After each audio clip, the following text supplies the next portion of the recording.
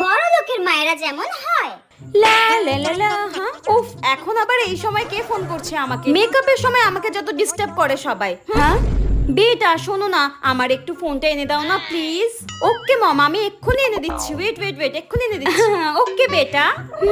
লা লা লা। A few moments later. এই নাও মম তোমার ফোন। হ্যাঁ হ্যাঁ দাও। হ্যাঁ সো সরি মম, আমি একদম বুঝতে পারিনি আমার হাত থেকে এইভাবে পড়ে যাবে। I am so sorry mom, আমি বুঝতে পারিনি। আমি কান ধরছি, আর কোনোদিনও এরকম হবে না। আরে আরে বেটা, নো প্রবলেম নো প্রবলেম। তুমি এত ভয় পাচ্ছ কেন?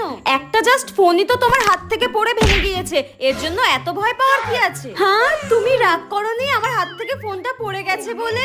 তুমি এমন ভাব করছো যেন তোমার হাত থেকে ডায়মন্ড পড়ে ভেঙে গেছে।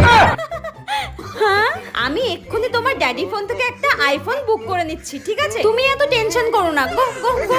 Thank you mom, by.